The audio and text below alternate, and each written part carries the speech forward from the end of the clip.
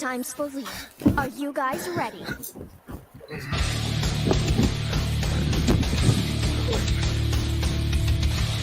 Open. Begin!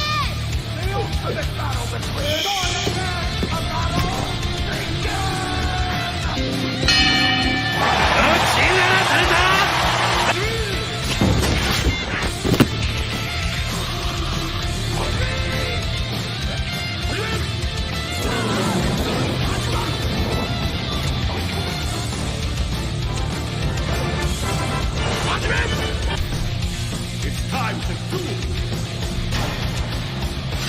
Let's begin. May the best man win. I intend to. Venomous! Roundtable! それでは第9回戦この発旋部 Goodness gracious. It's Wednesday. It's 8 p.m. You know, it's the round table. We here. Oh, look at that. Look at that. Look at God. That's what I'm talking about. I was talking to two avatars tonight. But, you know, the main spot I can't hear, a.k.a. Mr. a.k.a. the head of the table. Blerd Cartel, the round table. We here. Facebook, IG, YouTube, Twitter, Spotify, TikTok, Twitch. Just follow us on YouTube.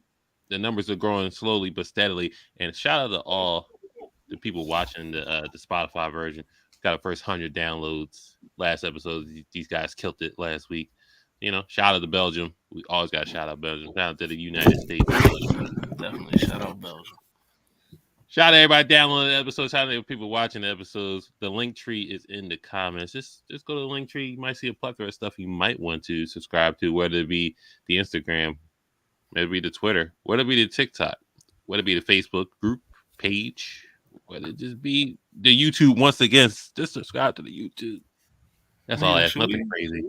Should we start a Discord, I mean, or no? I did. I had somebody I had a candidate for running the Discord, but you know, maybe that might have to change. I don't know. But we here. What's up with y'all? Niggas is late, but these guys are early. We appreciate you. Not much going on, brother. You know what I'm saying? I'm just out here sipping this beverage, brother. Just trying to enjoy my day, trying to enjoy my life, trying to move up in the world. You know what I'm saying? I enjoy the sip. Sit with me, brother. Hollywood Sensei, what's going on? Yeah, man, you already know Hollywood Sensei of the Blerd Cartel, CEO status. You already know where to follow us, man. Facebook, Instagram, YouTube, Twitter, TikTok, and Twitch. Also, if you want your audio, go to Spotify and Apple Podcasts. I mean, you know, tomorrow you can catch me on What It Sound Like, 7 p.m. And then also, we got a collab episode. Yeah, I mean, we doing so, you know. I want a collab episode on here. People, we had some before, but we back to back. What It Sound Like. I mean, tomorrow. Shout out to the Derelict Collective. We're gonna be on their John on their podcast, so you know. We appreciate them. They should appreciate us also. But we appreciate the likes and hearts. We had to ask for it this time. You know, it's fair. You know, it's free. Just hit the joint real quick. But you know, we're here today. What's qualities to make a good main character? That is the topic for tonight. So I mean, you see the background, got some heavy hitters, got Gong, Naruto, and Goku. It's like what makes these good main characters? They're all different. They're all, well, some of them are carbon copies. If you look at the new gen people that's out there, like Asta, he's like built off 3 characters. You know, but what are some qualities that make a good main character? Would it be old gen, new gen? Don't matter. It's spiky hair. Spiky hair is one. Shout out to Yu-Gi-Oh! Shout out to Gong. Yeah. Shout out to if you don't got spiky hair, you're fucking whack right now, to be honest. Right. I mean, Luffy doesn't have spiky hair, but he don't need it. Yeah, no. When you goated, you don't need spiky hair. You know what I mean? Right. So only if you're goated, you could just go beyond the realm of just the carbon copy. Listen, I'm a top of the pyramid, so I only follow the trends. Yeah, you can do whatever you want. Once you at the top, you can do whatever you want. Like barely anybody in One Piece has got spiky hair at all. Right. So, I mean, That's which is actually kind of crazy to think about because I can name spiky hair characters all day. Yeah, Great. I My can't shit recall low one as fuck. spiky haired nigga in One Piece right now. Yeah. There's some side dude. He's on Shanks's crew. I know he's got spiky hair, but that's the only dude. Mm. Um, everybody else is just bullying. You know what I do love? I love when the one show just does the generic audience, or would it be like students? A everybody's very generic, and you see the one guy. Oh, like, he's definitely the main character. He got fucking Yeah. he got thigh bracelets and gauntlets on, and a do rag probably. Yeah, I'm into that. I love seeing that every time. It's like in Yu-Gi-Oh at their school. It's like everybody's nice buttoned up. Yugi's just got his shit open. He's got gold bangles on, gold necklace. His hair's Gold three colors. bangles. Like, damn, bro. Okay. He's definitely the main character. Right. Yeah, he decided he was the main character and nobody else could do anything about it. He woke up 7 o'clock in the morning and just like, yo, I put my shit on something. Oh shit, yo, nobody robbed him for that Millennium item. Like that is crazy. It's like, yo, Yeah, run that chain. Yeah, he definitely couldn't have done that in the States. Nigga would have had some problems. Are we talking about anime these days? The dude that cries the most, plot armor. Yeah, we could. I mean, crying is a emotion that most characters don't have, but surprisingly do. Goku cries, right? He cried when Krillin died, and then he turned Super Saiyan. But then you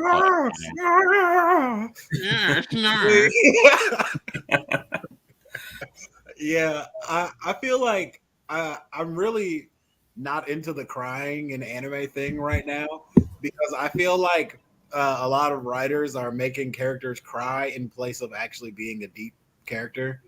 You know, it's like, oh, if they cry, that means they're having hardship, and it's like, no. Like Guts, for example.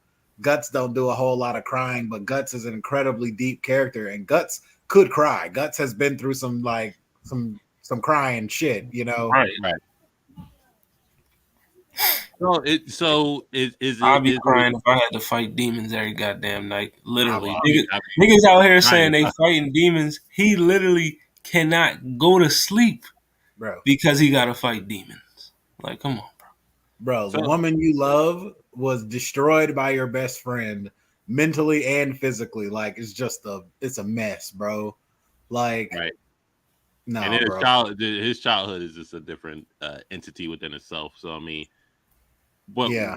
but with all right, so we can start with Guts. So what make like we talked about some things that make Guts a main good main character: depth, anguish, determination, just like, but it's deeper than that. So it's just like he has the hardships of his childhood inside of him, but you know, the outer exterior, just mauling niggas, just like following Griffith. Like that's probably the only person he trusted at that point in his life was Griffith. Yeah. Guts is a different breed of character, in my opinion. He's real different than a lot of characters that we're probably going to be mentioning tonight. Like Guts is like, and Aaron is too. Like they have like a real development arc. Like, you know, you see them really go from a person that's out in the world struggling trying to make sense of their world, which is very realistic. You know, like all of us growing up have had to do that same thing, make sense of the world around us and come to terms with the way that things are. And seeing how he comes out on the other side is something else, especially because his world changed drastically in the middle of him trying to understand it.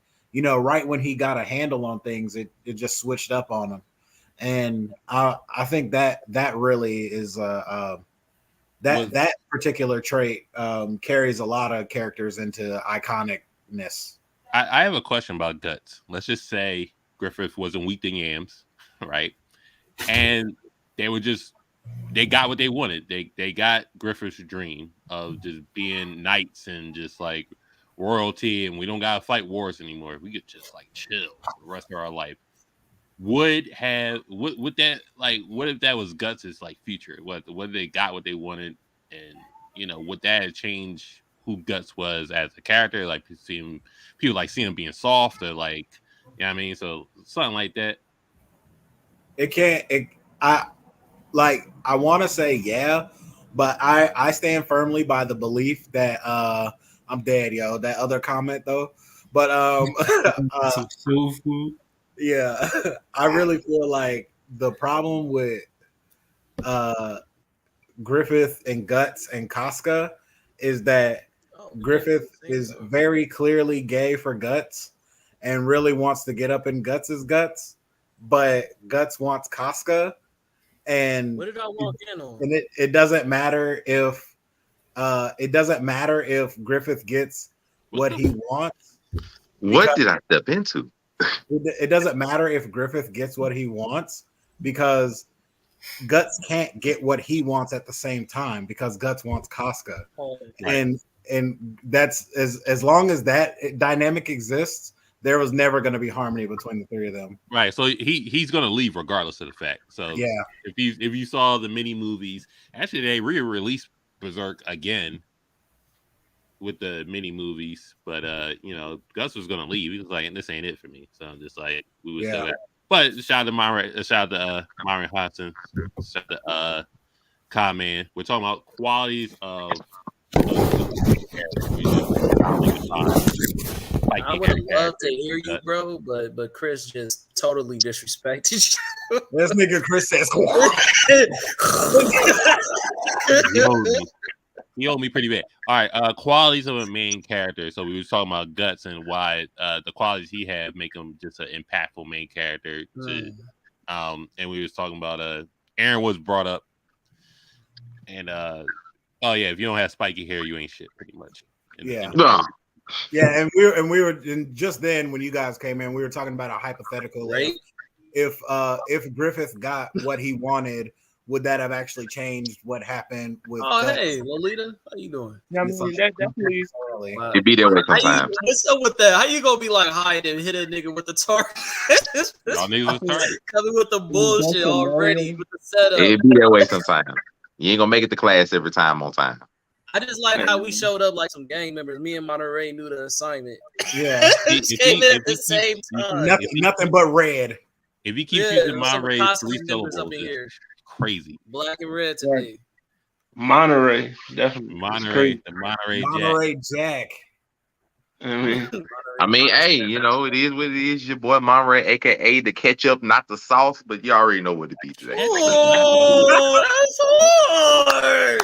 That's hard. This man said that. You see the joint afterwards, but that's hard. So we talk about Guts.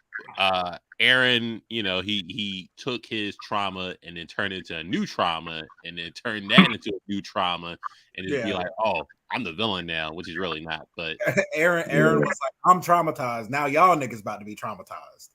Basically. Pretty much. Also, for anybody watching, this will include spoilers of every main character, basically. So if you ain't caught up, oh well. Sorry. Y'all be all right. Niggas get hit with spoilers every day, B. Aaron? What qualities do Aaron have to be a good protagonist? And catch that reference, Hollywood. I'm gonna say, in my opinion, I think UGC Mafia. I think the thing that really makes Aaron a good character in particular is that he doesn't particularly care what the side characters think. He's like very much so his own person. He gave trauma to his dad. Like, he gave trauma, but his dad gave him trauma at the same time, and then he had trauma. Like, the whole story of LT is just trauma. It's just like, I got trauma. You got trauma. Rules is even exchange. We got trauma. I do. I be carrying, man. The load is heavy. The anime world load is heavy because all the cap, they be all over the world, man. It be heavy. Gone. I like the part where Aaron's on a wagon. He's like, yo, I care about you niggas, but deep down inside, I don't give a fuck. It's over. It's over for these niggas over there. And where the fuck that place is at? The real world.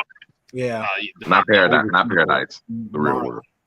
I like when Aaron fucking died. This guy This guy is getting digested, and I mean, what in the world? He's just like he's being eaten. He's dying in stomach acid, and he's just like that's when he decided he was going to be evil. That's when he decided, fuck all these niggas.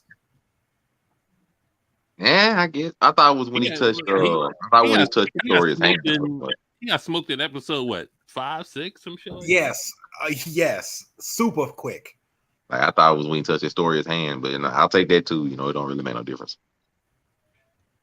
Oh my goodness.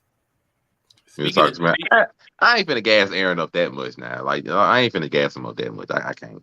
He good, but I ain't finna go crazy. Like I mean, he cut off his leg, took out an eye, just like yo, I'm gonna get it. He gonna regenerate this shit back anyway. It don't matter. Yeah, but he's a lot better than a lot of main characters in anime. I think that's because he goes against a lot of the regular tropes, which is like one of the main reasons people like. He goes against a lot of just the basic shonen or just regular anime tropes you see on main characters, especially like really, to be honest, it was the heel turn, the quote unquote the heel turn that made everybody just love Aaron. It was the heel turn. Prior to that, wasn't nobody smoking on Aaron that much. It was just, oh, he evil, he a badass, he that guy. It was the heel turn. It was the heel turn. Prior to the heel turn, everybody was just like, okay, it's AOT.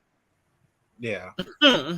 Yeah, my guy was in the belly of the beast talking about fuck this shit. I'm getting out of here and I'm kicking everybody's ass. And he did. I mean, I give him proper. Like we wasn't smoking Aaron when Annie was trying to climb on the wall and Mikasa cut the fingers off. We wasn't on him then. But as soon as he hit that heel turn and decided to beat the shit out of Armin in the freaking room when they was having a little discussion. Oh, now we on Aaron's side. Now he a badass when you just want to beat the hell out your best friend. Aaron got himself a little cult, and then that's when it was just like, okay. Yeah. You know, when you get your little coat and you get your little sauce, you know, you grow your hair out a little bit. See, he even went against the whole spiky hair dynamic. He's like, man, screw spiky hair, bro. Give me this ponytail. I'm gonna show y'all what the really do. You know who has spiky hair is a bad pro tag, and it needs to be said. Naruto. We all heard it coming. We all Naruto's a bad pro tag. I thought you liked Naruto. I'm not gonna say he's bad. He's not bad for me. He's not bad. I love Naruto. Excuse me? You say he's not a bad pro tag? He's not bad to me. Okay. Just because we don't agree with the decisions he made, which I will be 100% honest, because everybody up here probably realized and say the same thing, that we with him at the beginning with the village turning on us, we wouldn't be trying to get their respect. We'd be trying to wipe that bitch out. So, you know, I get it. We don't agree with his methods, and we would not chase Sasuke to the ends of the earth either. I promise you, I understand. No, he's not a bad. Well, listen here. Now I'm gonna give 5 of my other niggas like, listen. I know y'all don't gotta do this, and I know y'all ain't fucking with Sasuke, but I'm fucking with Sasuke. So now we're gonna go on this mission to go get Sasuke back. You may die, but ride for me. I'm gonna ride for you. And all 4 of them almost fucking died. Actually, 5 and 6 if you count Gar and Lee. But it's just like, no. You said you failed. You fucking failed. I have a lot of negative opinions about the Naruto series, but I don't think Naruto's a bad protagonist though. What? I don't think he's really a bad surprising. protagonist. I'm with Aitazuku on like there are some issues with Naruto, the show and the series. I get you on that, but Naruto is not a bad protagonist. There are like Natsu is a bad protagonist to me because it's just like, yeah, like I can say that, but Naruto, nah. And I really just don't know any Hokage that's ever just not fucked up. Like, every single one. Every Hokage fucked up. Every Hokage has fucked up in some form or fashion. I didn't mean it to fuck up. Yeah, how did the 4 fuck up? How did the 4 fuck up? Shit, that nigga was Hokage for what, a month? That nigga. He had to defend the 9 tails and Obito. Like, he died in the line of duty. That doesn't make him bad. Yeah, I understand that, but I mean, I'm just saying, like, hey, what more you want? He didn't really do shit. You know what I'm saying? Maybe he didn't fuck up, but he didn't really have a lot of accomplishments as a Hokage. The whole show is because of what he did. What we talking about? What more do you want from me? Oh my God. Like the village wouldn't even been standing. Hey, had no, it no, not no, been no. you. I gotta give it Hey, to Cam for giving. Haruzen, That shout out was to the Haruzen. perfect timing, bro. That was Shout the out perfect timing. Shout out to Haruzen, the best Hokage. He stood back like, yo, let Ooh, Minato handle that shit. fight. Oh Let Minato, shit. he got that. Yeah, old man heroes and yeah. Like Minato wasn't there, the village would have been gone, Obito would have wrecked shop. Like what How happened? you figure? Haruzen would have done his job. He's So not Haruzen wrong. taking out the nine That's what I'm tails? saying. Old man Haruzen taking out the nine tails? Okay, Yeah, he got Reaper's Deck still. I can't. We're way off topic right Yeah, now. we're way off topic. Hold up. I gotta talk about. But I was just gonna say the fact that the Hokage of the Four fucked up the way he didn't really leave Naruto with no fucking knowing of who he was, no nothing. You know what I mean? He felt in that way. You know what I'm saying? To where he felt as the father. Naruto and other motherfuckers would not have been manipulated had the fourth would have been taken ahead of time. Instead of trusting Haruzen and all that's more on the third, not the y'all fourth. got it. But to Ataizuku, because that's more on the third, not Ataizuku, you were saying. He failed as a father, this guy said. That's crazy. Oh my lord. But okay, so like, okay.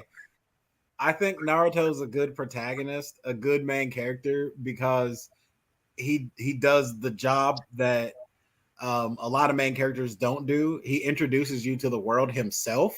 Like and especially in the beginning of the series, he's very dumb and doesn't know things. So he's learning it at the same time as the viewer's learning it. So it really builds like a sense of attachment to the series because you and this character is coming to understand the world simultaneously.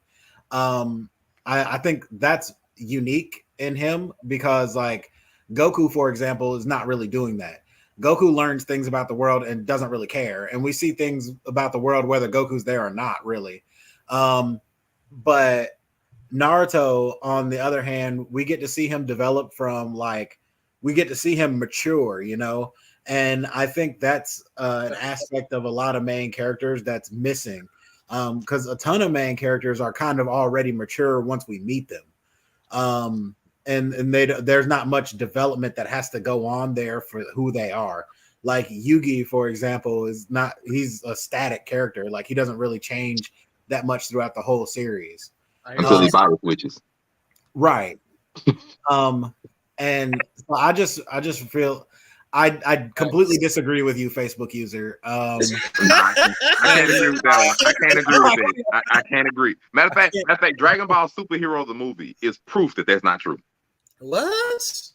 Uh-oh. I said what I said. What? But okay, so with the whole Naruto argument, right, and just the world around him, and just like correct, everything you said is correct for Naruto in itself. When they get to Shippuden, I can care less what he's fucking doing because I'm more invested in what Sasuke's doing at that point because he got what he wanted and he left. Yeah, so like he wanted to fight, he left, and honestly, I think the show could have ended right there, and it's like and never. Taizuku, is that a 2-liter cup? Yes, bro. That cup big as a bitch. It's got my family name on it too. That's a Christmas cup, dog.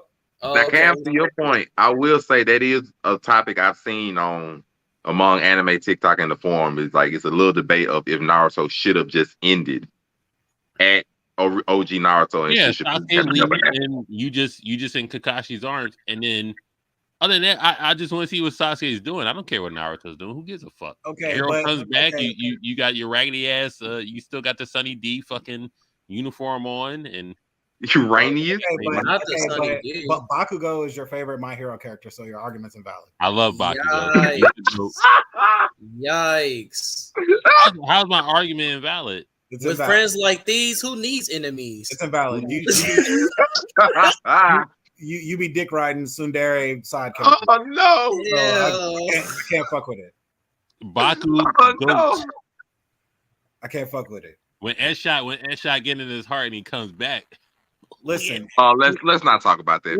Please, let's not do that. Listen, right here. I gotta say right here.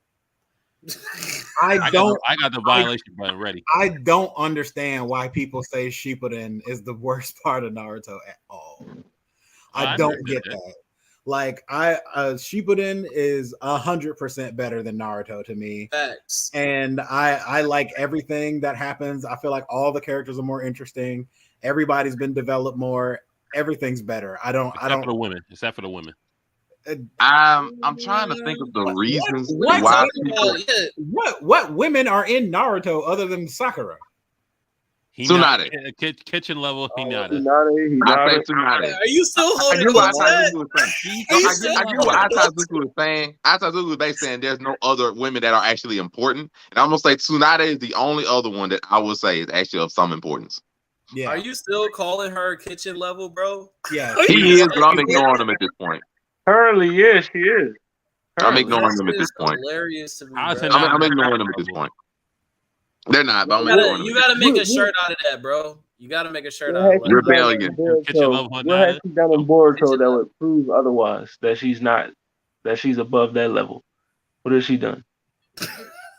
Yes, we can agree with that. But we see her be above kitchen level before that. So how is she automatically downgraded to kitchen level? And y'all that's her base. Her base kitchen is kitchen level. Just saying kitchen level is so funny, bro. Just keep saying it like it's normalized. Yeah, kitchen level is a real thing. Base form is kitchen level.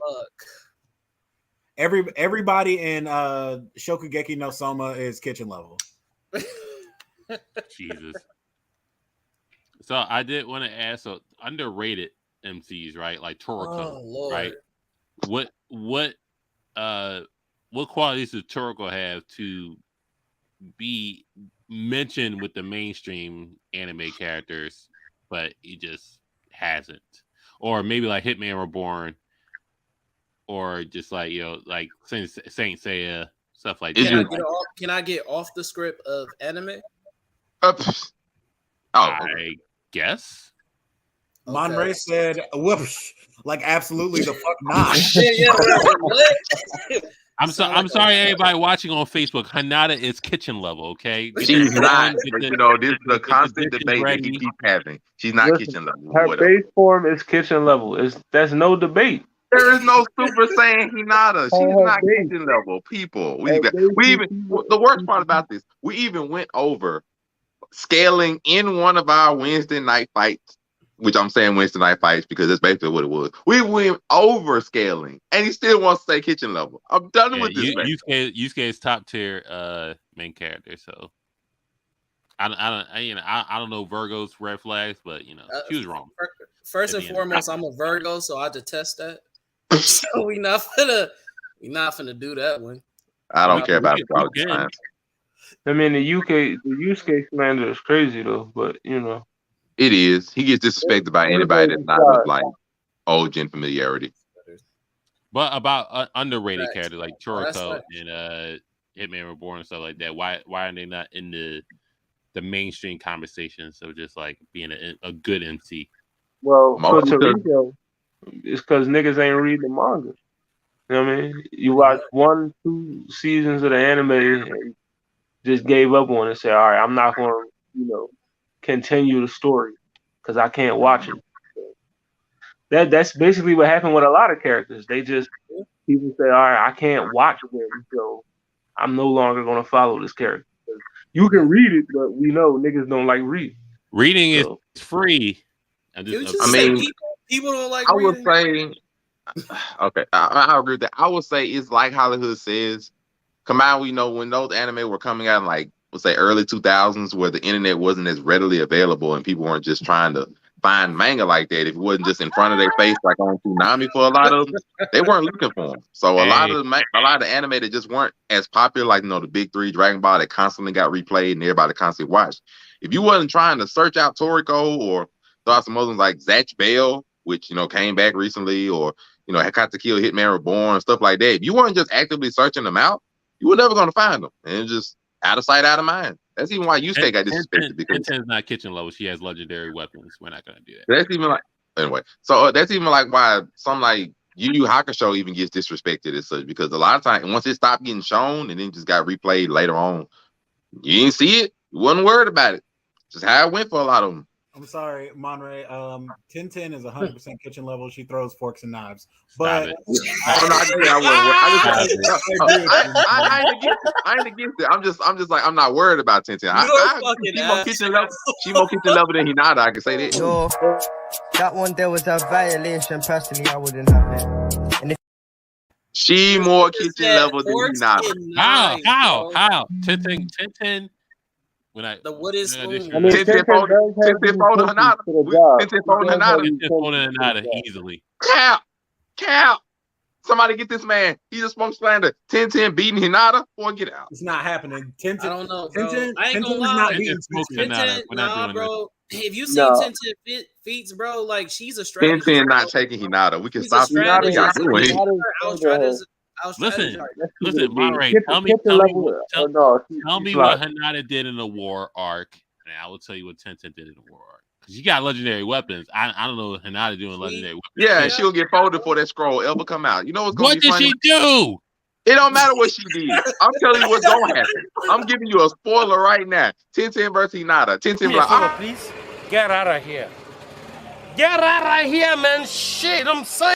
you see, internet, what he got to do? He got to try to silence me from telling you the truth. I ain't got to Hinata silence got to fold her. All He right. got to fold her like a good sandwich. We're going off topic. He'll fold her like a sandwich, bro, and just eat her for lunch. What was the reason? What was the reason? What was the reason? I just explained the reason. What was the reason, bitch? I don't need to explain myself to you. What was the reason? I said what I said. Shout out to the goose in the chat. But main characters. 1010. 1010. Ren 1010. We not doing this, bro. We not gonna just do a whole slander of 1010 today, bro. Yes. Y'all chill out. I'm not slandering her. 1010. I'm talking about the comments. Clank 1010 Clank is jet was tier. trash. Wait, what do you say? All right, Facebook user, you was good until you said Hinata ran up on pain. What the fuck? Just because she ran up on him don't mean she did something. She got her ass folded. What You got her ass folded too. And then My guy said, "How many of y'all running up on pain? I don't got. That ain't got nothing to do with it. Kona Like, Haru beat a pain I'm path. not even kitchen level, bro. I'm yard level. So Yeah. I'm stoop level. Oh, not the yard level. Do low. Yard level. Let's get it. Damn. Shout out to stoop level. Get off my stoop. You know what I'm saying? I'm gonna tell that pain path, yo. Get off my stoop, bro. Yeah. I'm stream level, bro. This is where If I get off my stoop, I'm whooping your ass. And, I'm bed level. Straight bed level. That's it. oh, this nigga. Shout out I mean, I'm Mario. definitely I'm definitely block level. King size headboard. Oh no. You said what I'm level? glad you know. Black level? Block level. Oh yeah, this nigga Oh, wild. he better than all of us. He got the rock on deck. He better than all of us. Yeah, that's basically street Yeah, level. that's basically what he's saying. You know, like Hinata's gonna be busting the suds in the kitchen and Boruto whack. It's crazy. Can we talk about how the like entire villain cast of Yu-Gi-Oh was competing to be the main character? They were all just like, "Can I be the main character? Let me get. I got this Millennium item." And Yugi was like, "No." Yeah, I got a good deck though. That's all I need. I mean, if we throwing shade at Yu-Gi-Oh, let's just go ahead and say that pretty much dang that every antagonist was more interesting than Yugi. You know, if we just can go ahead. Oh and yeah, throw it. easily, Absolutely, easily. No, it's not even a conversation. Shout out to Kai was saying, "Yo, I can't win this, but I'm just saying, if you do that attack, I'm going to fall off this castle. And I'm going to die." Yeah. So My boy said, if I can't get my brother back, ain't no point in me living anyway, bro. Let's go. Shout outs to Weevil knowing his place. He was like, "I can't beat this deck." Just right. throw that off. Now that's the clout right there. Hey, I shout still out. say that every time I lose something important. Like I be like, "Damn, not my blue eyes dragon." Yeah. Hey, shout out to Raphael who gave the Pharaoh his first legit L. It's like, yo, I know you're weak as fuck, so I know you want to play the Seal of Orichalcos. I know you want to play it. Go ahead and play it. Go ahead and play it. Play it. Go ahead and play it. And you played it and you fucking lost. Get his ass the fuck out of here. OG, bro. Then he came back for the rematch and then just like, wait, all right. Speaking about antagonists, can we talk about well, I guess we can't because main antagonists, right? We talking about main characters, right? So we can't say great leaders for main characters, right? Actually, shout out to great leaders post for the Blerd Cartel. If you see it Right, anywhere else, but on the Blerd Cartel, It stepped on work. I'm just saying. Stepped on work. I mean, what do you want to talk about with? We're not going to talk about I was thinking about a transition because we thought about a segue really because you talked about antagonists and we was talking about main characters, and I just kind of mixed into my mind about leaders and main characters because that's really what they mostly are. So I ended up mixing it up, and I was going to bring up some antagonists I think are great leaders, but it's not really part of the episode. Oh, go ahead. No, I was just like all the main characters are leaders. I'm like, all main characters are not leaders. He's a piece of shit. No, I was just saying, all main characters are not leaders. Oh hell no. Mm-hmm. He can bring up Sinbad because you know what he's about. I mean, I'm talking about like leaders. Like, shoot, Gone is not a leader. Sharon ain't no leader. Like, Gone got spiky hair, so Gone is not a leader. We're not going to act like Gone can lead anything. How not? How's Gong a leader? He literally influenced Killua to follow him in his lead. Gong is selfish. Okay, Gong really influenced those who are more equal and than everybody anything. else. They're not leading nothing. Killua doesn't give a shit. Even when what's his name? I always get his name fucked up. It's Caprica, Karap, that nigga. he was fine. What's his name? Leon or Leotis? What's that nigga name? What, Leorio? You can stop talking. You don't even know nobody. You don't know. I know who they. Hey, I'm close. I'm close. Being super late. I'm just not Japanese, nigga. I don't know how to pronounce the shit. All right, don't knock me. I know the character. I know they. Listen, you could do the syllable game. Kurpraki. So it's 4 syllables. Yeah, just call them. There you go.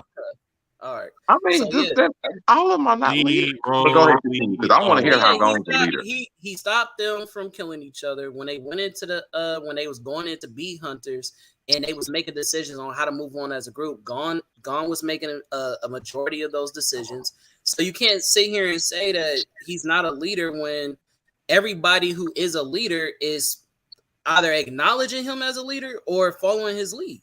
Okay, I can name 30 characters that are leaders more than Gong. I just gotta they say, could be more leaders, but to say that he's not a leader is kind of not. I just gotta say there's more to being a leader than making a decision. Like, of course, just because Gon has made a decision does not mean he's a leader. Okay. Okay. But he's leading others.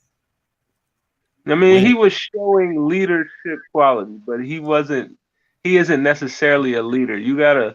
That has to be a reoccurring thing. I mean, you can't do it one time and then like, all right. I mean, no, it's not a reoccurring theme with him in the show. So even when they ran into Little Bro, who wasn't on their level, you know what I'm saying? The dude, brown hair with the karate outfit with Stop. He influenced him too. I mean, use more adjectives to describe this person. The little kid they first found out what Nin was. Oh my! You're talking about Zushi, who was better than them? Huh? Zushi was not allowed to use Nin. He was literally going to beat Killua hit this nigga 100-something times and was trying to take him out and couldn't. So wait, okay. So what does that have to wait? Are we talking about the same character? Yes, we're for sure talking about the same character. Okay. Like how did Gon influence Zushi, please? Because he wanted to give up. You don't remember that he was like, okay, so when they was surpassing him because he had spent all this time learning what they could do in a matter of like a week or two or something like that. And he was like, oh, I want to give up. And Gon was like, nah, bro, don't give up. Like, whatever. You feel me? Like, he influences people just the same way Naruto does, just the same way as other characters do. They're the positive inspiration is not necessarily leadership. Other characters keep going. The first thing, Zushi could do that stuff. He wasn't allowed to. That's two different things. He was not allowed to because Wing wasn't allowing him to use those abilities. So why is it that his master was telling him, look, bro, they are one out of 2 million people who are born every century. You're probably 1 out of 10,000. Why would he say that if he was on the same level? He called them prodigies. He didn't call them prodigies. because the point of what he was saying is that they have an ability that they're born with, but Zushi is working to build it. Zushi's get that same ability, but he's not like them. He doesn't come from legendary genetics, and he wasn't trained for 55 fucking hours a day. Sam, do you have a variant? What is that extra box doing there? Hold on, I gotta get it right. He's breaking up the proof. But anyway, nothing that you said proves that Gon is a leader.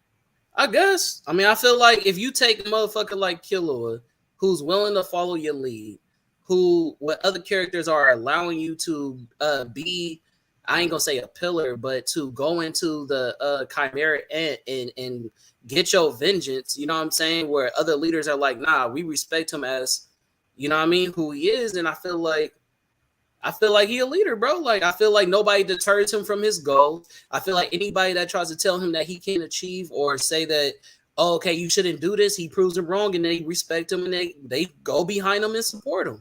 I think that's a leader, but I don't know. That's a difference of opinion. That's fine. That just sounds like determination to me. I don't know that that's a leader got to be determined. I guess. Christ, what is? There's layers of abstraction happening. Gus a better? Yes, Gus is a 1,000 times a better leader, because when Griffith got hold in that sex dungeon, Gus is like, "Yo, not the sex dungeon."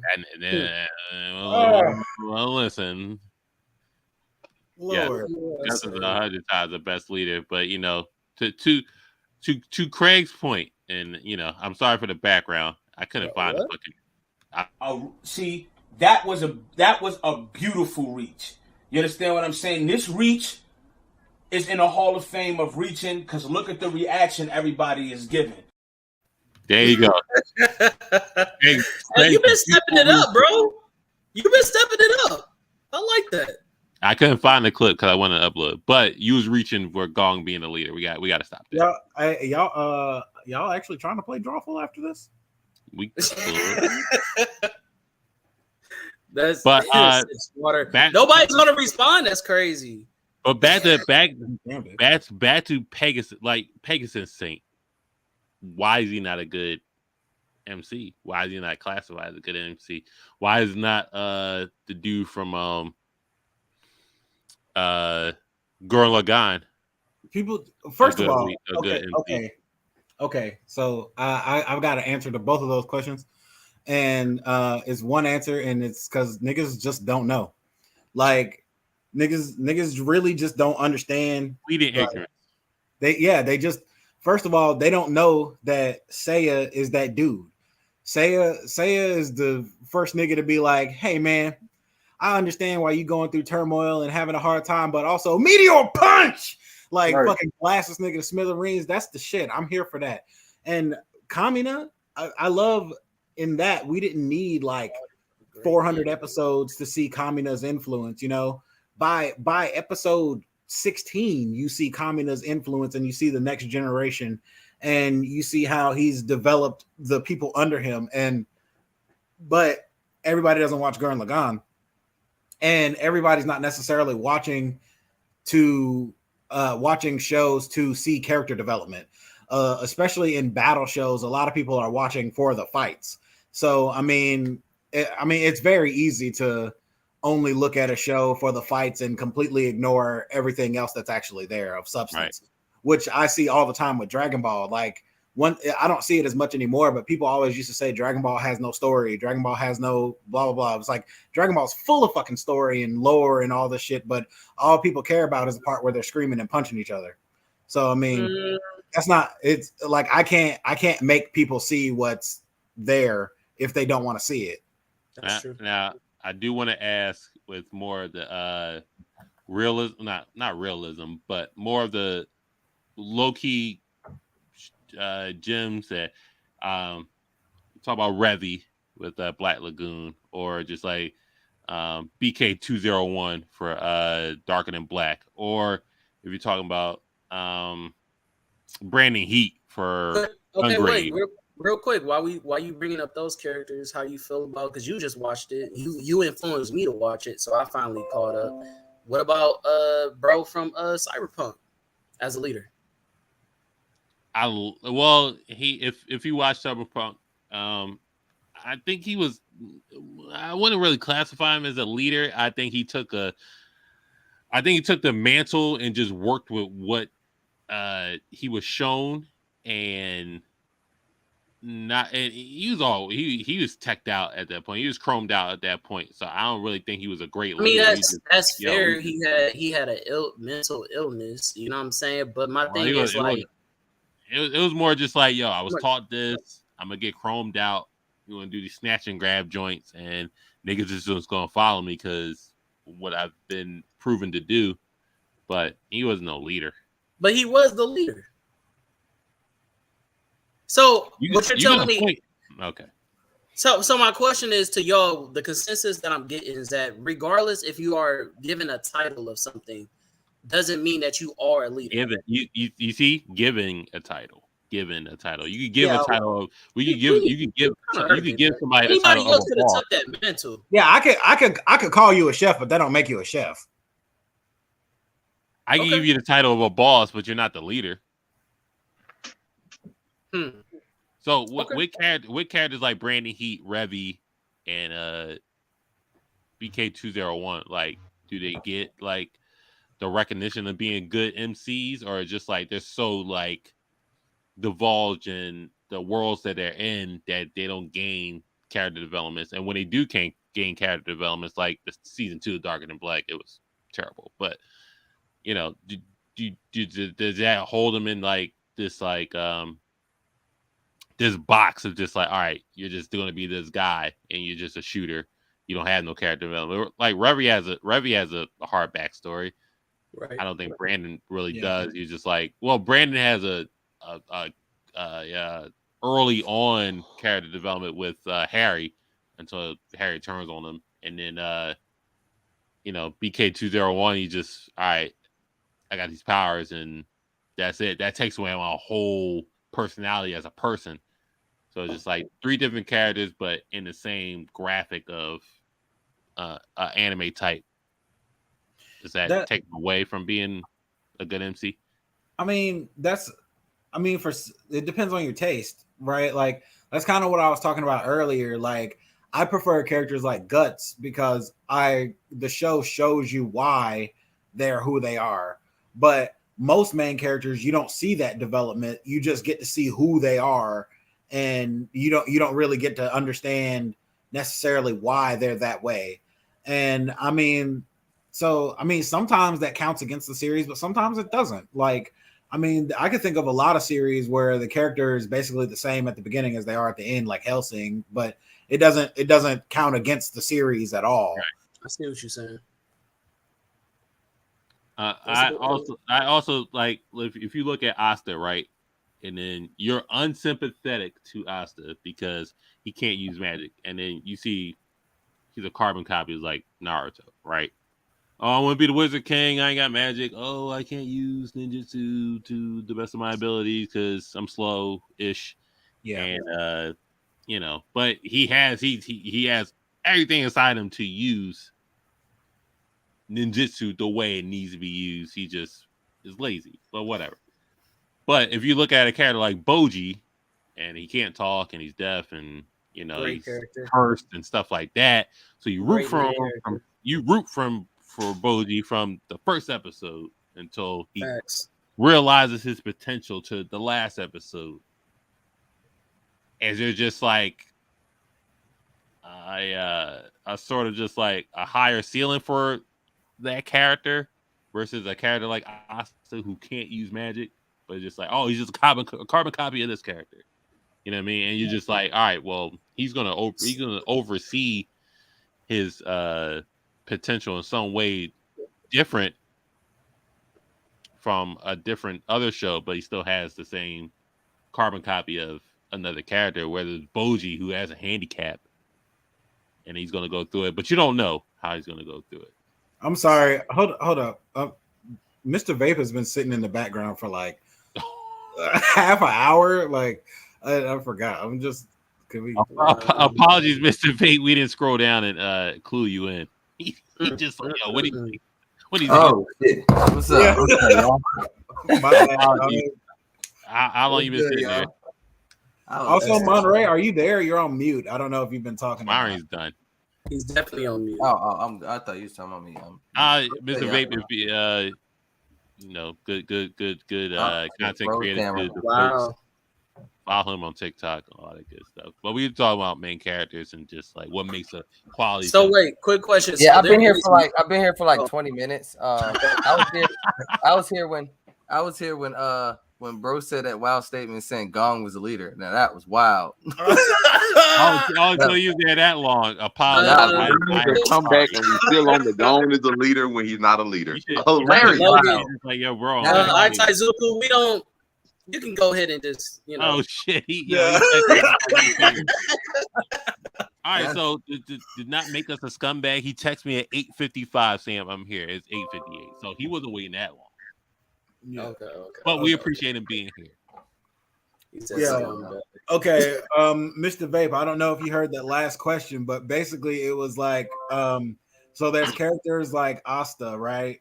Who they have a bunch of potential, but in the beginning you don't necessarily recognize that potential.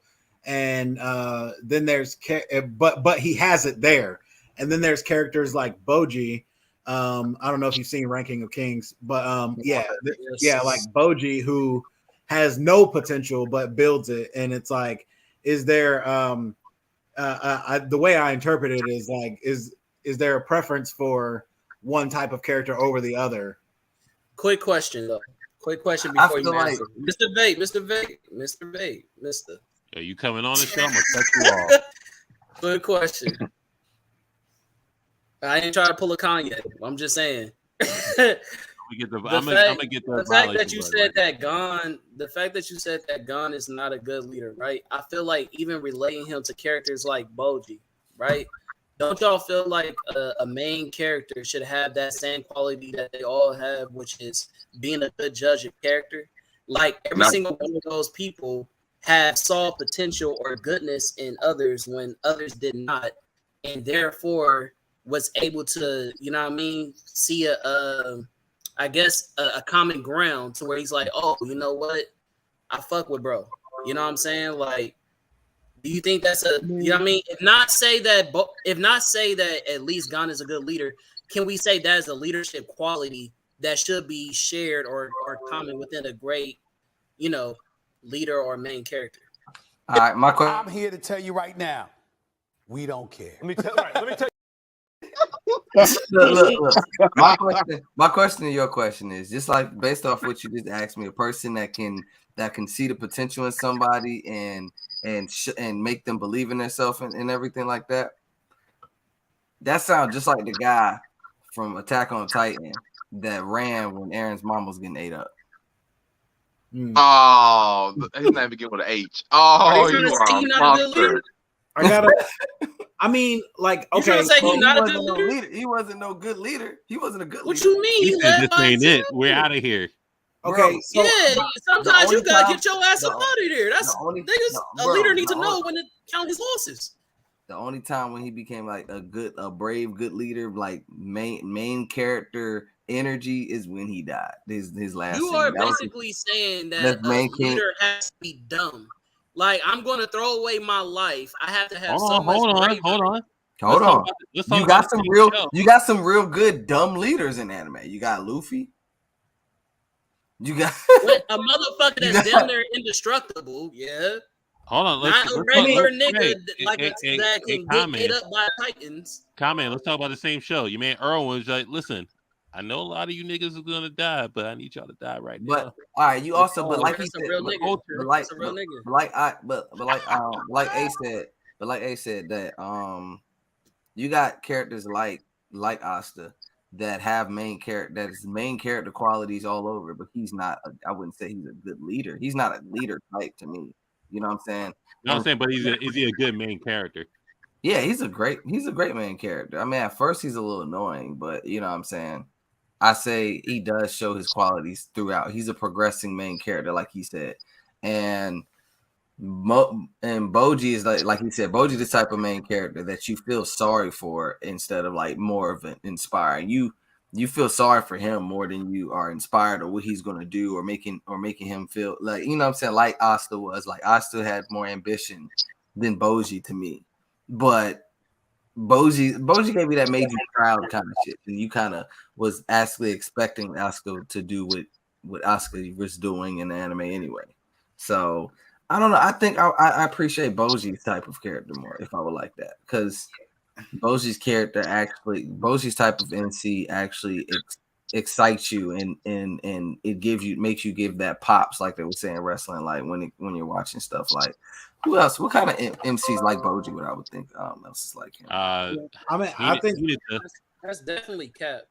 I got okay, but I got two things to say. I feel like the thing that Craig was asking a minute ago about whether it's important for a main character to have a good judge. It's common. Okay. All right, 5'10". Calm down.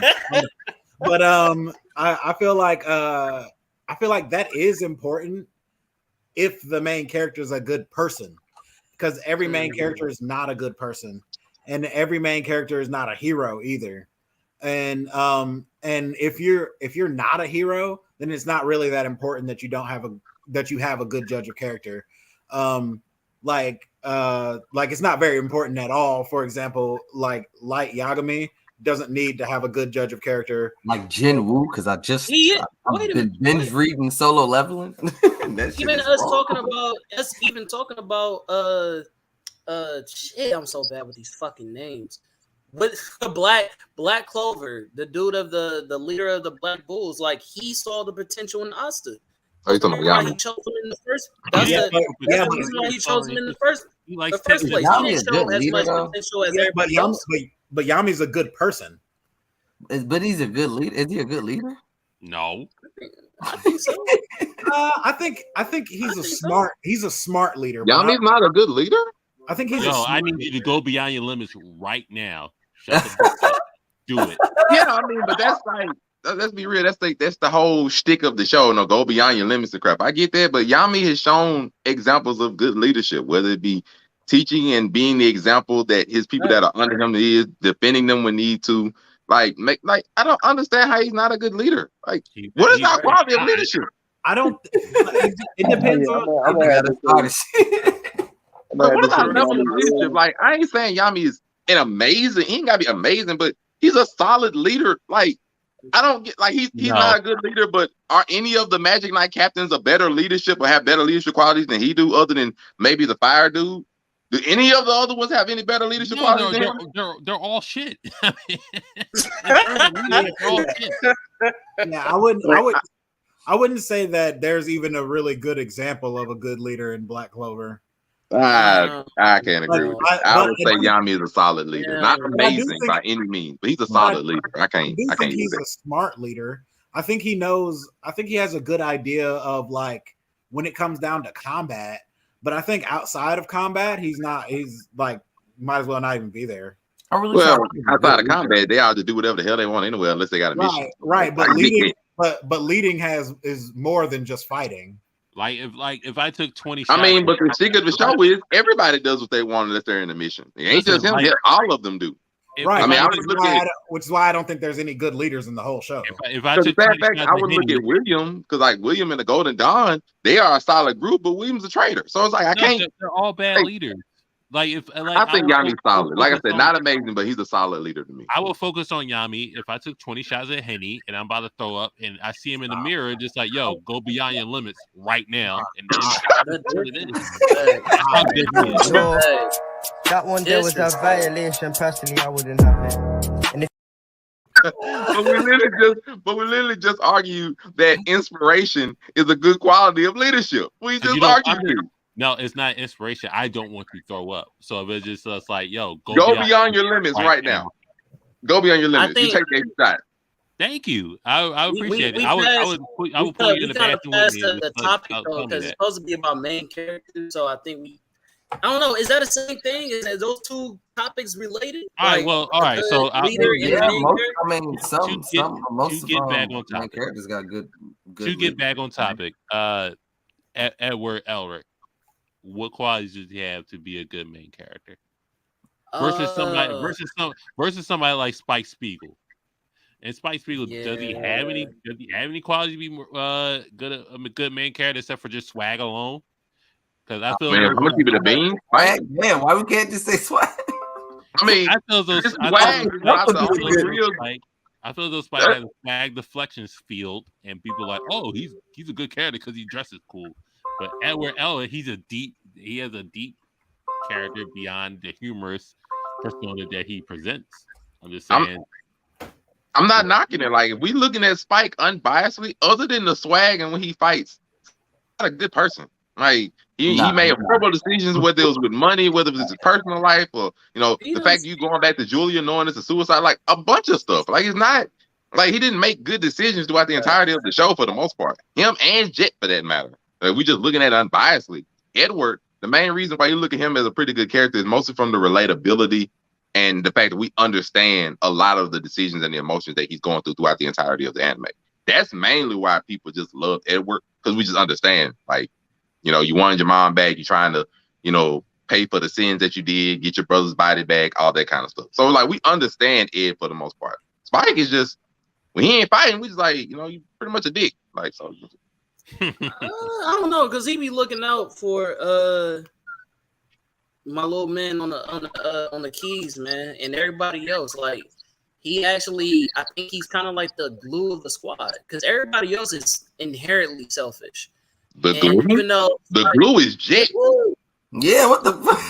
Jet is the glue of the squad. If it was up to Spike, Faye would have been gone within like 3 days of her being there.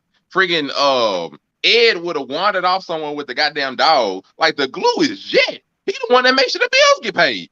Oh. Yeah, true, but he did his selfish moves too, though. But he makes sure shit get done. He does, but so do everybody else. No, they don't. No, they don't. Faye done wandered off at least 4 times. No, they don't, bro. All right. No, they don't. I guess. I can't beat him tonight, bro. All right, so real quick, I need everybody's participation. I'm gonna name 4 characters in the new gen, and you tell me who has the best qualities of a main character in your eyes. So, Tanjiro, Itadori. I just had the guy's name in my head. Fucking hold on. Tanjiro, Itadori, Thorfinn, and Deku.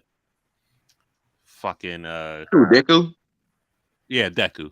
Take it. It's easily Tanjiro. Ichidori is what? Ichidori's from where again? Jujutsu Kaisen. Yeah, that guy. Oh, damn. And then Thorfinn's Vinland Saga. And then I was gonna add Promised Neverland, but no, it's nobody cares about it. Probably between Thorfinn and Tanjiro, if I gotta be honest, it's probably between them two. And I was thinking the same, but personally, that's kind of hard to choose because I like Vinland Saga much more than all these other animes that we're talking about. But the character Thorfinn himself is born. It's not a good the character himself is like, bro, like I don't really fuck with bro. Like, I don't fuck. You don't fuck with Thorfinn? I don't fuck with Thorfinn. I can't bang with him. Do I like his character? Yes. But do I bang with him? I don't. I watch the show for everybody else in it. Bro, haven't you been dick eating this character for like a year? Not at all. I don't think I partake in any dick eating of any kind. I don't think that's a part of my diet routine. I don't fuck with that. Yeah. Oh, wow. I gotta say, it's Tanjiro, bro. He's relatable. He's powerful for his verse. But he's not overpowered for his verse. He's an interesting character with his own ups and downs.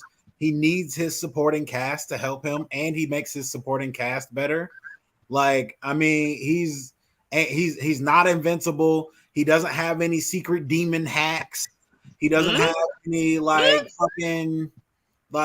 he doesn't have none of that shit going on. He's just him.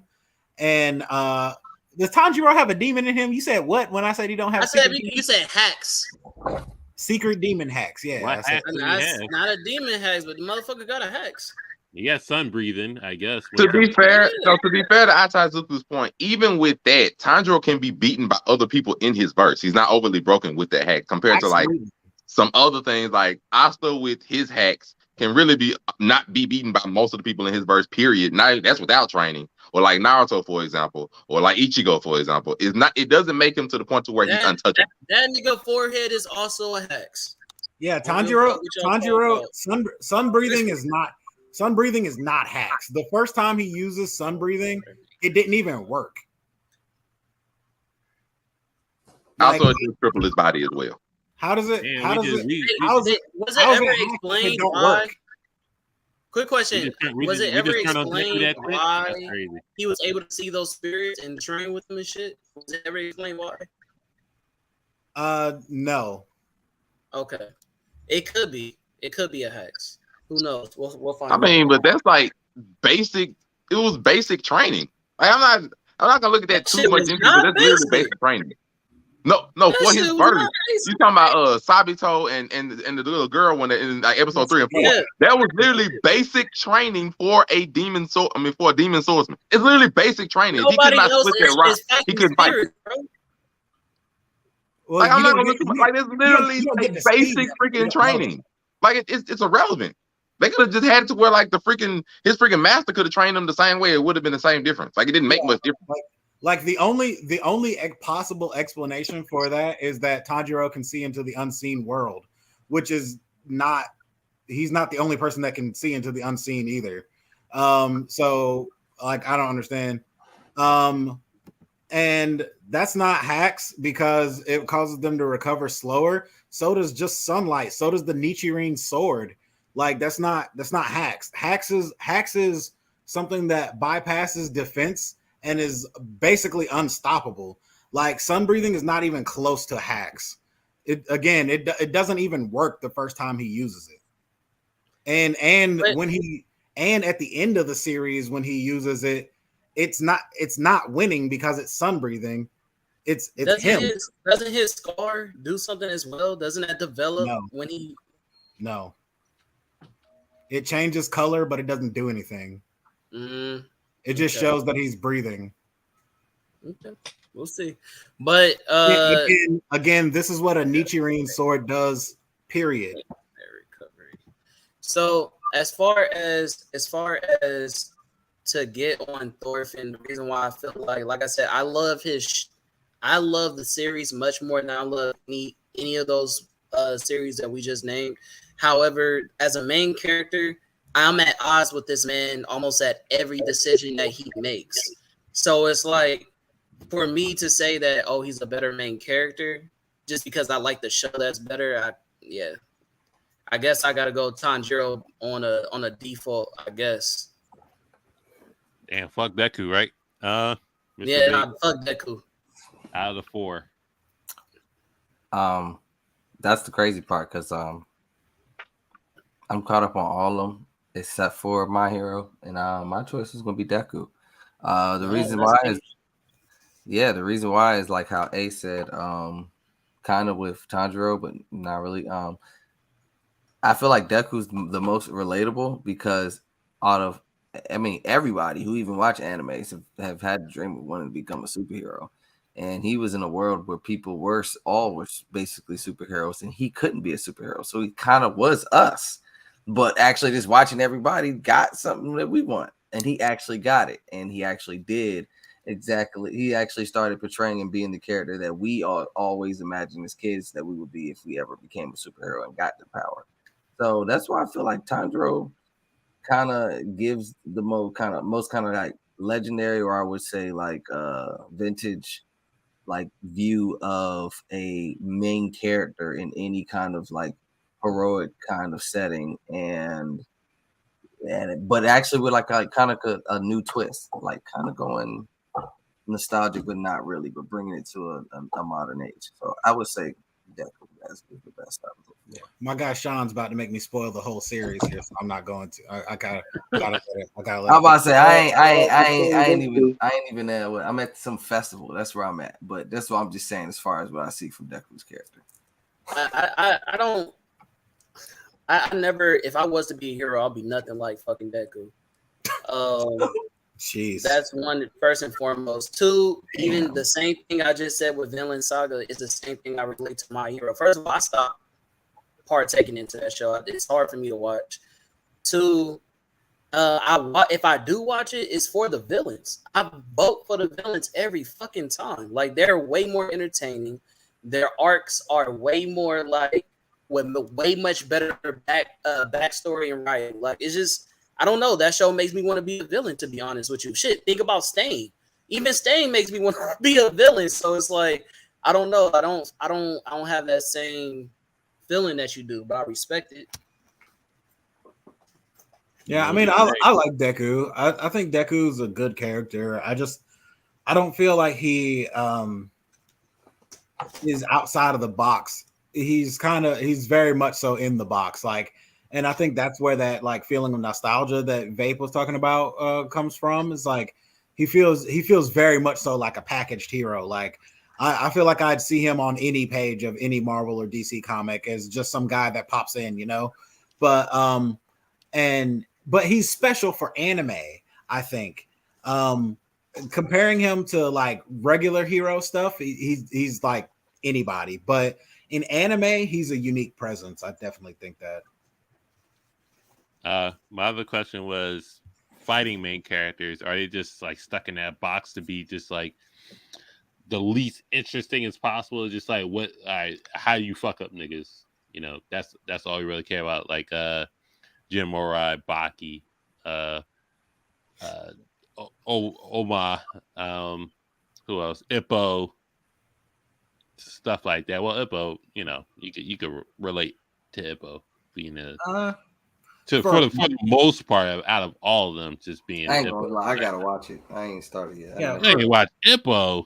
For me, it depends on how you view fighting, because I think fighting is just as complex as any other thing, and I think there's just as much room for development and personality and seeing the perseverance, determination, seeing their hardships through fighting as there is through like them crying about their hero dying or whatever. And I think so. Like, have you guys seen Kenichi? Yeah. Well, no. Yeah, like Kenichi's a really good example. Like, he starts and him fighting is the whole progression of the show. We see him go from zero to hero, and we see him learn the hard way. And I think that is important there. But that doesn't mean that every character in every battle shonen's like that.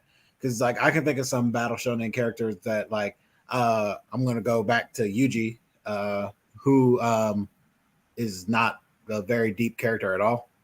Yuji is just a vehicle for Sukuna. And I mean, it's hard to see him as anything but that too. So I mean, I don't know. For me, I think that a lot of those characters still definitely have depth, even though they aren't necessarily the deepest shows. And I don't know if anybody else have an opinion on the fighting aspect of the lack of depth besides just fighting. So I don't know how many people I've seen like No Game No Life, but there's very minimum fighting in that show. And that's not even what the show is about. It's mostly about like strategy and how you move through a world. The main character's name is Sora. And so, yeah, I don't know if you ever heard of the show, but anyways, basically we know. Okay. All right. Well, cool. I actually don't know. You can continue. Okay, cool. He said, don't speak for me.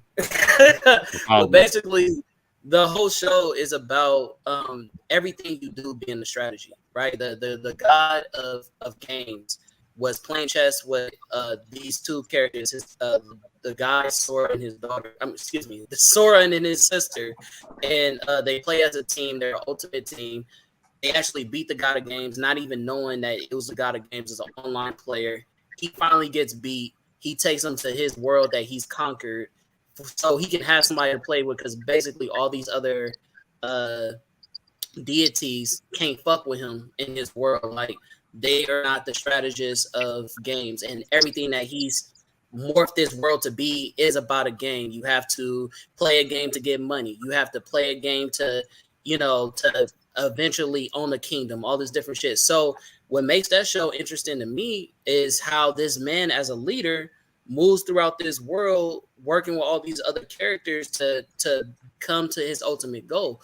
It doesn't really revolve around fighting at all. You get what I'm saying? So I don't think that you have to have a shonen character or somebody who's beating somebody's ass to be like, oh, I love this main character, or a leader, or whatever the case may be. I mean, you got like Yagami.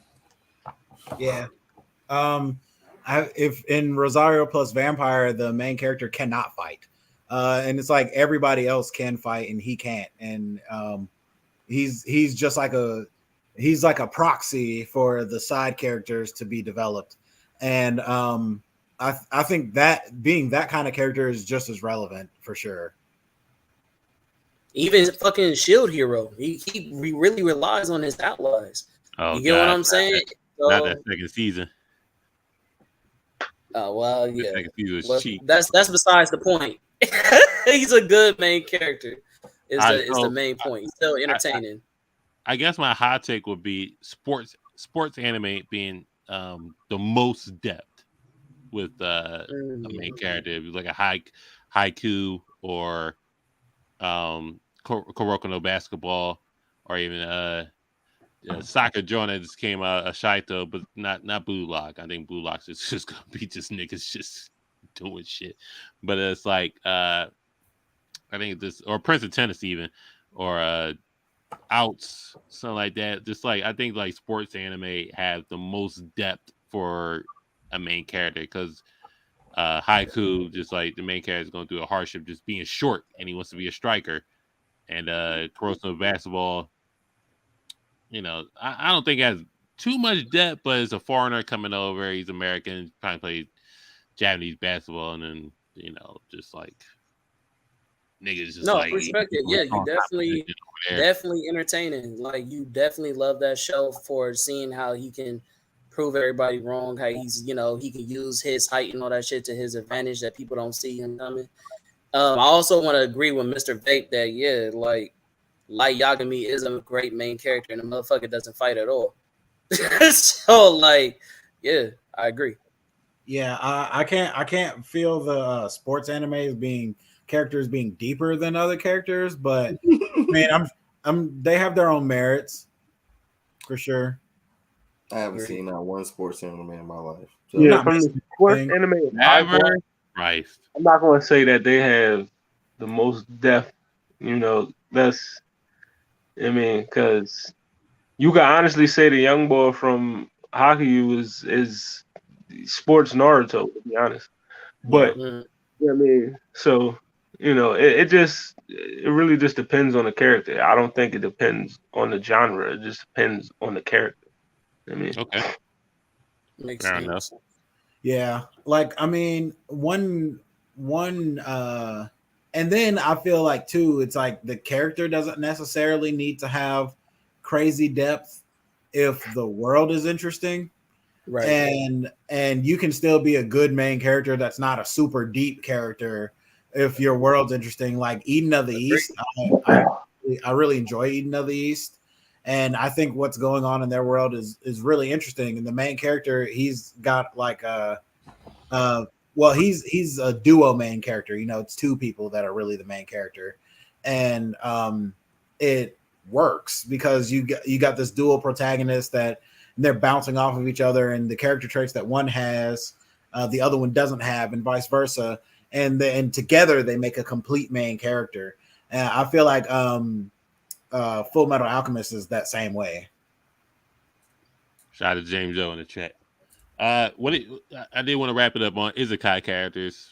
Do you think they have the least depth or the most depth to transition from the real world to the world that they're living in now? I mean, I'm watching fucking reincarnated as a fucking sword. So exclude the fucking part, but it is called reincarnated as a sword. Or I got reincarnated as a something. Slime? It's one of the long title ones, and he just gets reincarnated as a fucking assassin, and he just fucks shit in there. Them Jones, I feel like the depth is less than certain Jones, because they all really the same. Like I got, is what that time I got reincarnated in the shoebox. You just, you know what I mean? You transported somewhere. The first character you probably meet is probably going to be some girl that's going to follow you around throughout the whole show that you're going to fall in love with. That's all. That's all of that time I got reincarnated as a Jordan 1. Let's go. Yeah, that's the time I got reincarnated as a street nigga. What's that age? That time I got reincarnated. You got a lot to learn. Like, yeah, I mean, like, I think those shows are not like, oh man, my backhand is level 99 now. Yeah, yeah. And I trained it for 2 days. You put the boiling pot of water on the stove. Like when I say the word bitch, it puts everyone in a midline. You mean to tell me if I put this white on the stove somebody out there right the time I was reincarnated as a pimp. The time I got reincarnated in the trap house. That time I got reincarnated in the trap house. Yo, we actually might be on to something, bro. Y'all better fucking y'all better start writing this shit. Yo, like you said, the trope of being got Blerd Cartel. I can see it right now. He get transported to the 1970 world type of kind of plan and shit like that. Yeah. He's basically he got and the first time I was is his bottom chick. It's got to be, but what hood we gonna put him in though? I gotta say though, my main thing that I don't like about isekai is that they're all bad versions of Dot Hack Sign, and it's like Dot Hack Sign is a complex fucking show. Like a lot of people don't even watch it because it's fucking hard to follow. Like there's a lot going on in Dot Hack Sign, and the tone is absolutely not modern at all. Dot Hack Sign, the tone is like Lord of the Rings or something. It takes itself so serious, you know, whereas like modern anime hardly takes itself serious at all. Like, I mean, I feel like even if you're a deep character in an isekai, it's like, who fucking cares? Everyone's just there to see you be whatever the title is. Like, you know, it's not about you being a complex character with layers. It's about you having a harem and being the Lord of Death now, or a sword, or how you're still confused about this world after 70 episodes. Yeah. Like it's like I feel like those it's almost impossible for those characters to be deep. I know it's the one show that's the reverse. This guy's coming back from an isekai and he has to react to being back in the real world. I forgot what it's called, but you think about the uncle from my uncle from another world. Yeah, I started like episode 1. It's all right though. I'm not. It's the reverse of that. So he's reliving, trying to be back in the real world versus the isekai that he came from. So I don't know. It might be a little different. So I'm gonna say, I don't know if y'all ever heard of K or just K, the anime. Yeah, I would say that's the opposite of the example that Aitazuka brought up, which is like, do you need a good backstory for the character in order for them to be interesting? Like majority of that show, you don't know who the fuck this dude is, the main character, and it makes the show fall flat because it's like he's uninteresting. You don't know what the fuck he's doing. You don't know what's his motivation. You just know like he said, the world, as Aizuku said, the world around him is interesting. That main character was sucky, bro. So it's like, you know what I'm saying? Like, I will say as a main character that, I feel like a background story would help, you know what I mean? Get your audience to be like more enthused, because if it's not and just the world around it is good, then it's kind of hard to fuck with you as a main character. Right. Yeah. I've got like an example that's kind of an inverse of that too. Like this like anime short movie called Dead Leaves is like, when you start Dead Leaves, you don't know anything about any character, and it doesn't even try to explain them, and it's just like this fast frenzy ride for 45 minutes. And then you get to the end and then it like info dumps you. And it's like, you care because you've seen these characters for this whole time, and you've already got an idea of who these characters are in motion, but you don't get any kind of backstory or everything. And then you see that the world's kind of like a loop. and it leads you to this incomplete completeness. It's like oh, I still need to know why, but you never get to know why. You just know how. And I like that. I feel like sometimes that's the right energy. Yeah, not everything has to be explained. Last thing, Cam. Oh wait, real quick, Cam. You asked us to mention somebody from the new gen that's a good main character. Is fucking Goblin Slayer? Is that a new gen?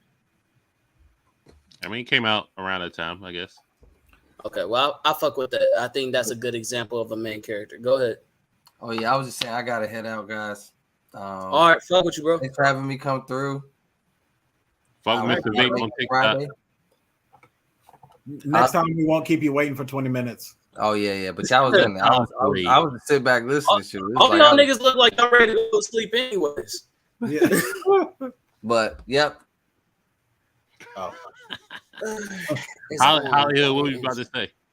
I was gonna say because I feel like the main theme of the episode really didn't get touched upon. So like before we leave, like what are like certain qualities? It don't have to be we don't have to name a character from a specific show. Just what qualities to you specifically make a great main character? You know what I mean? Like I don't feel like we actually answered that question. You know what I mean? I think we touched on it, but I feel like y'all can go ahead. We kind of bounced off and we started bounced talking about other shit. That, you know what I mean? I'm just saying, what qualities to you individually, specifically, make a great character? You know what I mean? For me, I think that the main thing for me actually has nothing to do with the main character themselves. I think it's supporting characters that actually support the main character. When the characters around the main character help the main character become a fuller person, and because to me, writing's all about feeling real, and it's not necessarily being realistic, but feeling like this character is a real person, right? And I feel like it's the supporting characters that really make that happen. Like Saitama, for example, like he doesn't feel like a real person because everyone around him is like, how is this a real fucking person? And Right. then when you see his character traits, they're bland and they're nothing. It's like nobody's like this. Even the most boring person has more depth to them than Saitama. And it's so I feel like when you got a character like that, it's the side characters uplifting them and raising them into something that's believable that really gives you a character. And for me, it's nothing to do with whether this character is a good person or whether they're nice or whether they're smart or whatever. It's if I can feel like this person actually exists somewhere. I really fuck with that explanation, my guy. I think for me, well it's most of the time would be the character with a deeper tone than what they lead off to perceive. Like at Yusuke Urameshi, just a punk kid or whatever the case may be, and then throughout the times he's just grown to be just a fighter. And then from the last season, which people don't like, that he just like was fighting people for their own gains instead of his own gains. It's just like the time he just blacked out against Sensui. Not Sensui, after Sensui. Yomi. Yeah. When he blacked out against Yomi and just like, I don't know what I'm fighting for anymore. And then it made Yomi so mad. It's just like, yo, I threw away all my beliefs because I thought this was something worth fighting for. And then he had to snap back into a Genkai speech, but whatever. But and he looked at Toguro, you look at Sensui, you look at Yomi, he was just fighting for their beliefs, not his own. So he's just like a pawn in his own show. So he had to kind of grow out of it and just be like a person that's beyond just fighting. And they had to talk with the last episode with Keiko, just like him just coming back in 3 years and just like he just wanted to find himself. So deep down inside, he just wanted to find himself as a person.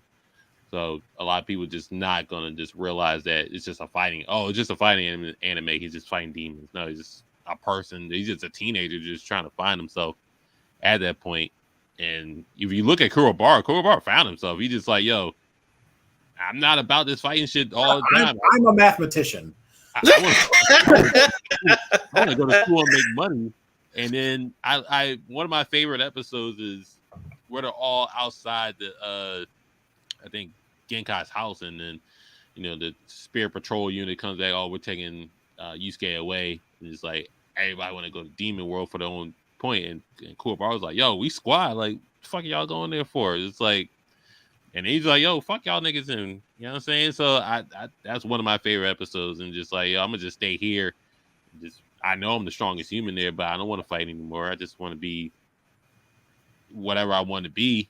And I have my own personality, and Yusuke didn't even have that. Like, all three, like, Kurobara was above and beyond all of them in terms of just personality and know who he was versus all of them. They had to go back to Demon World, and Yusuke had to go to Demon World to find himself. And then, so I like characters like that, and like Gene Starwind for Outlaw Star. He just, on the outside, just like, my nigga. Just like, just swag, just like, just a bounty hunter. Just like you could say he's a Spike carbon copy, but deep down inside, he's just like, yo, I don't know what the fuck I want to do. Just like, I'm just here for the money. I'm here to fuck bitches and all that stuff. I'm scared to go out in space. I got a phobia of going out in space because my dad died in space. Just like, and then to Logan's point, the side characters, he wasn't that great until he got Aisha and Twilight Suzuka, and Jim was always there, and even Fred Lowe, like all the side characters building him up, and Melfina building him up. So he had to get built up from the side characters and then face his own traumas of going deeper than what he was on the outside. So those are the type of main characters I do like. The combination of what I said and just like them finding themselves throughout 24 episodes or however many episodes it takes them to get there. And before you go, man, I just wanted to say, I really, really agree with you, Cam.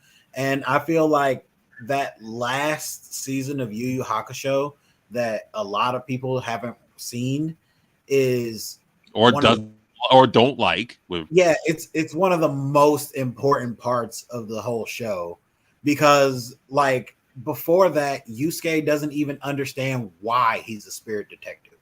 And then he goes and talks to other spirit detectives, and we get to see like the actual nature of their world, because before that, it just makes it seem like, oh, you go out and you fight demons. And, right. It's like some rich people know about demons, but it's like, no, there's a deep spiritual struggle between these worlds, and it's conflicting people. Like it's like there's people in the demon world that don't want to be, you should watch One Piece. One Piece is the shit. But, like there's this like deep, put that out there. Yeah, there's this like fuck Naruto, fuck Dragon Ball, go watch One Piece. But there's this like real struggle that's happening in the world, and you get to see the realization of Yusuke at that point, and I know it's a meme, and it's perfect that he actually mentioned One Piece here, because I know people are like, oh well, I don't want to watch so many episodes in order to get it, but some stuff you really do have to, it's like that's the complete package. It's like, can you really appreciate certain things without having the full package? It's like, I don't know, would I like a hamburger as much if I never had the bun? I'm not sure, but anyway, what were you gonna say, comment? That sounded hella deep, by the way. Would I ever like a hamburger if I ain't never had the bun? Yeah. But past that, worst of life, B. So I was gonna say my what makes a great main character to me is, one, their motivation, two, their fear, and three, their values. So it's like one of the things that makes Naruto and all these other characters, a great main character, despite whether or not you agree with with how they go about things, whatever, they have stubbornness about them, a motivation that they're not willing to reject for anybody. Like same thing for Naruto. Rather that be him being Hokage, or the fact that he's never gonna give up on Sasuke because that's his ninja way, and that inspired everybody else around him to be like, okay, this is my ninja, this is my ninja way. I think every main character has to have a motivation that nobody around them, no matter who is, in contrast to their character, can stop them from being motivated towards whatever that thing is. Same thing with Batman with his values of I'll never kill, because if he kills, then he's nothing different from every other villain. It drives you crazy as a fan of Batman, because it's like it would just be so much simpler if you kill somebody, but he wouldn't be Batman if he did so. So that makes him interesting, because he has to have that in order to be who he is. So just to make mine short, because I know we went for a long time, that's the main things that's the recipe for me to make a great main character. It's their fear, their motivation, and their values. I definitely watch Ganses. I just want to answer James' question real quick. He said until what episode? Look, this is what I'm going to say about One Piece. One Piece is a show of secrets. It's about secrets and conspiracies. So, like, when you're watching it at first, it's gonna feel like silly rubber man punching niggas. But there's other shit going on, and the more you think about it, the more questions that you're gonna have. The world's really complex, and it's full of mysteries. And I can't tell you what episode to go to that's gonna be the one where you're like interested in the mystery or not, because you're either gonna be interested in the mystery or you're not.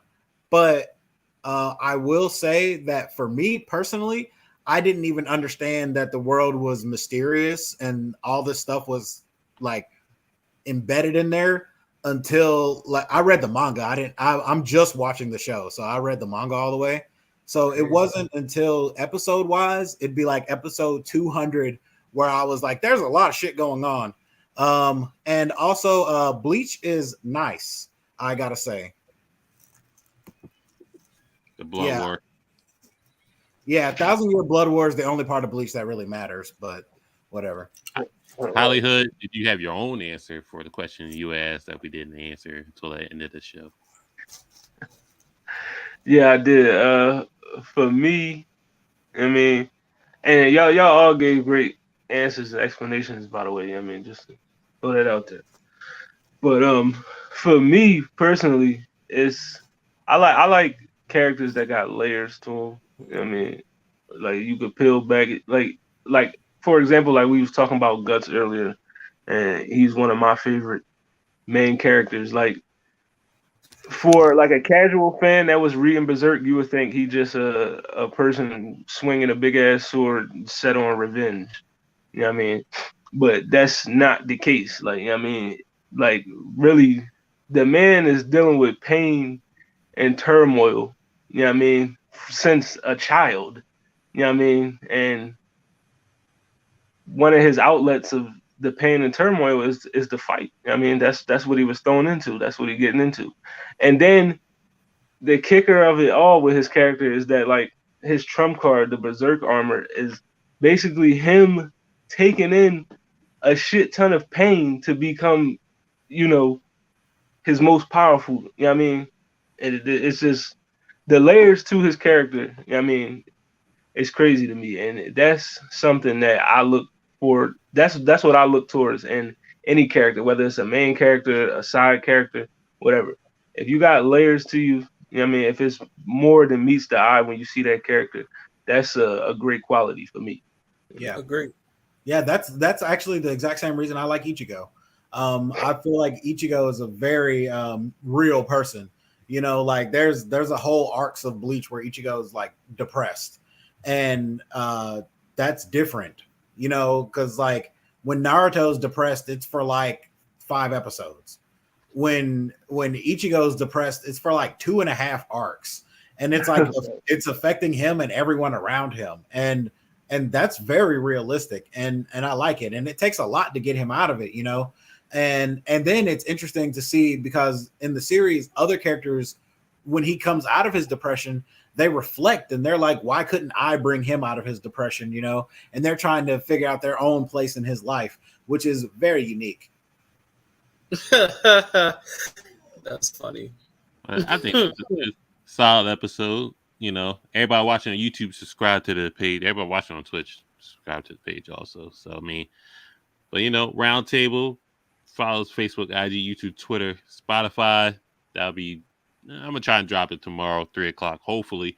But you know, shout out to the last episode. They got 100 downloads, so we getting there. The power systems was in there. So I mean, appreciate y'all for holding it down, getting the highest views. And then the race swapping episodes, I guess we got to do more white people doing black movies. So, you know, we're gonna do Color Purple. Yeah. We're gonna do you know, I think we did Pootie Tang, right? We gotta the same way that we did that shit last episode. We gotta crop those faces and put them out, bro. I don't have the. I mean, we gotta do more bangers too. I mean, I don't think we missed a lot of them. You know what I mean, we'll get there though. But you know, main Spider Can, AK MK, head of the table. We out here. So I mean, what's you know, look at my co-hosts where you can find them at. Comment. KJN_Amanda510. That's the Bay. Catch me on Universal Debates. Catch me on the What Sound Like podcast. You know what I'm talking about? We're about to do this little collaboration tomorrow. You know what I'm talking about? About to hold it down. You know what I'm saying? I'm home team. So where are we talking about? You know what I'm saying? I understand it's not a versus, but you know what I'm saying? It's always about us. You know what I'm saying? So shout out to Zelno Bell. Shout out to Hollywood Sensei. We've been going on strong season 2. I'm really excited. Yeah, man, catch me on my podcast. You know what I'm saying? Tap in, no capping. You know what I'm saying? Where basically if you're a nerd and you've seen it, then what's your opinions? Anything from the nerds that's in the comments to other podcasts that we have in nerd groups, and we just gonna review it. And if we have special guests, which we do have a special guest tomorrow, she's a comic book creator, author, artist, and yeah, man, we gonna have that interview and tell y'all what it's like to be a comic book creator. Hollywood Sensei, find you at. I mean, Hollywood Sensei of the Blerd Cartel, CEO status. You already know you can find me anywhere the Blerd Cartel is. You know what I mean? You can find me every day on this, John. You know what I mean? Whatever show is on this lineup, you're going to see me on it. You know what I mean? I'm here Monday through Friday. You can catch me tomorrow on What It Sound Like, back-to-back episode. You know what I mean? Friday night, Saturday, Make It Make Sense. After dark. You know what I mean? And, you know, just follow me on TikTok, Hollywood_Sensei215. I'm trying to hit that 1K. Follow me on YouTube. Same title, Hollywood_Sensei215. And follow me on Twitter, Sensei Hollywood. Tazuku, where you find you at? Listen, brother, you can't find me anywhere. I'm ducked off. I'm wherever the money at, brother. That's all. That's the only thing you can know about me. You can find me on this show right here. You can find me when we're playing video games, but that's about it, brother. I'm gonna be right here. There we go. You know where he's at. You know where y'all should be at. Y'all should be here watching us. So make sure you watch What It Sound Like tomorrow, 7 p.m. Tune in, collab episode. They get it together, and then you know, follow there. Make It Make Sense. Monterey Hudson. You know, you got the McDonald's Wi-Fi, but make sure you watch him. Make It Make Sense. Saturday at 8:30 p.m. And then Friday night, you're Friday at 8, and then Blerd Cartel get some after dark action. Shout out to the Yellow Bucket Boys. Shout out to Snarfs and Slops. Shout out to Slop Gods. All that stuff. Month Mafia. You know, Frigid Gams. That's Narc Saturday, 11. Oh, no, what's our new one now? Hold up. At the beginning of this episode, we were talking about it. What's the new one? Fuck. I gotta find that. The Snarfs and Slops. No, we got the new T-shirt shit. Damn, we were talking about it earlier today. I'm gonna find it out. Huh? Kitchen level. We Kitchen need to make level, that yes, bro. Kitchen level. Gotta put it level. I'm gonna have a Dawn bottle with just say kitchen level on there. So I'm gonna put the link. I put the link tree in the beginning. I'm gonna put the link tree at the end. But we about to sign off. So we catch y'all next week. But the Spotify, all that stuff, Google Podcasts, all your auditory needs, that'll be tomorrow 3 p.m. So I can drop that. So we out. It's John. Appreciate y'all. 3, 4, 5, 6, 7, 8, 9.